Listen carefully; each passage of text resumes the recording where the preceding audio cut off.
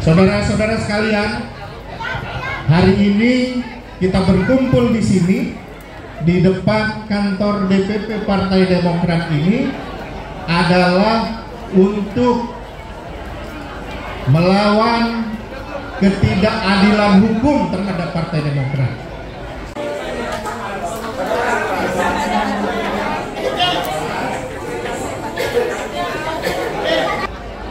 Kita flashback dulu ya.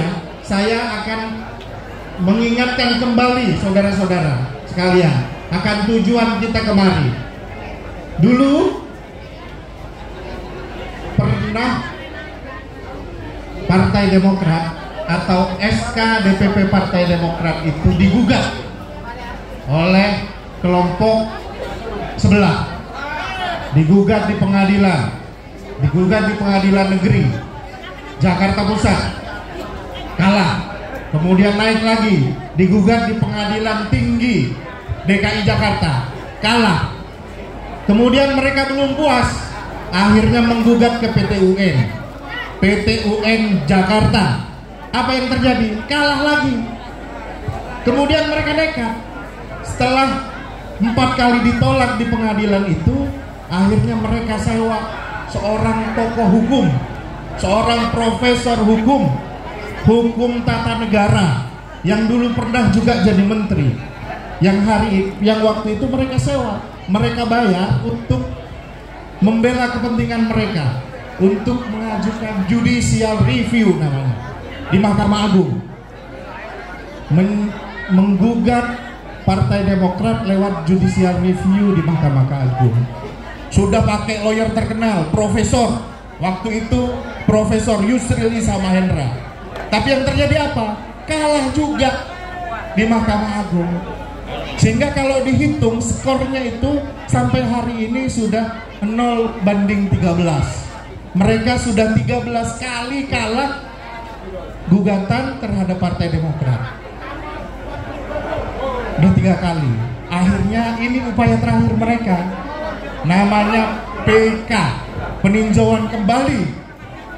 17, sorry, bukan 13 kali, 17 kali kalah, masih maksa.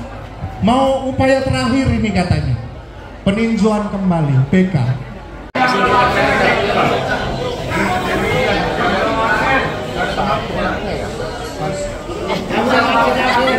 Orangnya banyak.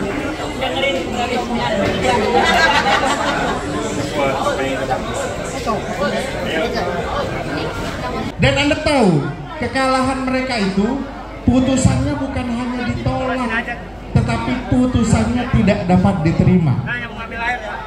Bedakan putusan ditolak dengan putusan tidak dapat diterima itu. Kalau ditolak, ya kan, berarti yang didalilkan tidak dikabulkan oleh hakim. Tapi ini tidak dapat diterima. Kalau bahasa Belandanya itu net onverslag namanya. Tidak dapat diterima. Karena apa? Karena gugatannya tidak memenuhi syarat formil alias cacat formil. Sampai kapanpun, dari mulai pengadilan tingkat pertama sampai tingkat akhir, kalau putusan NIT, kalau putusan NO, maka akan NO seterusnya gitu loh. Belum pernah ada putusan yang tidak dapat diterima itu kemudian berubah menjadi diterima. Itu loh logikanya seperti itu.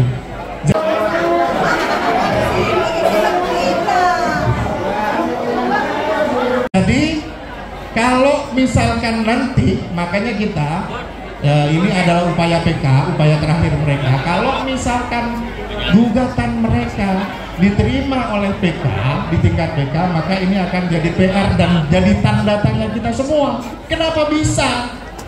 Karena secara legal formalistik nggak pernah bisa putusan NO itu, putusan tidak dapat diterima itu diterima. Nah, gitulah kira-kira.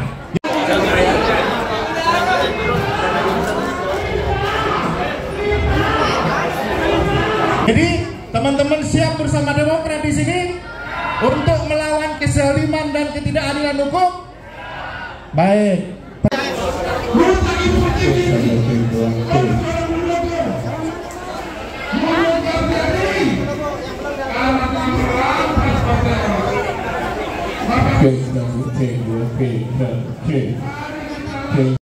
Profesor Mahfud MD waktu tahun 2019 yang lalu di dalam sebuah kegiatan orasi ilmiah Stadium General, dia membawakan sebuah orasi yang judulnya Oligarki dalam Demokrasi Indonesia Membuat Hukum Sulit Ditegakkan. Penegakan demokrasi atau kedaulatan hukum perlu dijaga agar tidak terus berjalan seimbang dengan sistem demokrasi yang ada. Hal ini penting karena dalam menjalankan demokrasi, Indonesia kerap kali melupakan penegakan kedaulatan hukum. Sekali lagi, ini saya garis bawahi, kata Pak Mahfud MD, dalam menjalankan demokrasi, Indonesia kerap kali melupakan penegakan kedaulatan hukum yang akhirnya berujung pada berbagai macam praktek penyimpangan dalam pemerintahan demokrasi. Ini kata Pak Mahfud MD. Pak Mahfud MD dalam pidato politik dan orasi hukumnya di tahun 2019 bahwa oligarki dalam demokrasi Indonesia membuat hukum sulit ditegakkan. Semoga orasi Pak Mahfud ini masih diingat oleh beliau, sehingga dalam konteks Partai Demokrat yang hari ini mau direbut ini, beliau masih berpihak kepada kebenaran dan masih mengingat pidato-pidato politiknya waktu itu.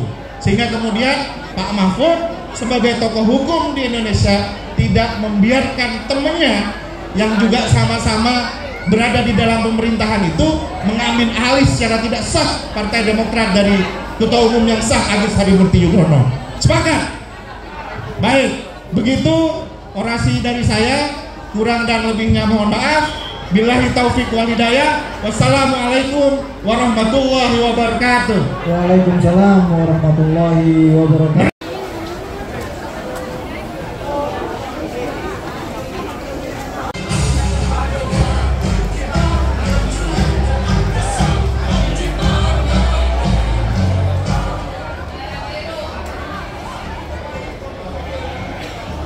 Siap untuk Wakil Presiden AHY Anies Baswedan. Setuju? Kalau Pak Muldoko sisipkan kalian di pinggir aja, biarin dia sadar. Oke? Itu aja dari GBR, Gerakan Bersama Anies Baswedan. Hidup Anies, hidup Anies. AHY Wakil Presiden AHY. Sekali lagi AHY. Sekali lagi AHY. Siap, terima kasih. Assalamualaikum warahmatullahi wabarakatuh. Bukan PK terhadap Partai Demokrat yang kita cintai ini. Setuju kita sebut Muldoko sebagai pelakor? Setuju? Ketika dia meremehkan cap jempol darah yang kita lakukan minggu lalu, mungkin sedikit nyeleneh, tapi kita bisa jelaskan juga bahwa dia bukan kader, tapi dia melakukan PK ke MA pada saat ini. Apakah kita akan membiarkan seorang pelakor mengambil partai ini?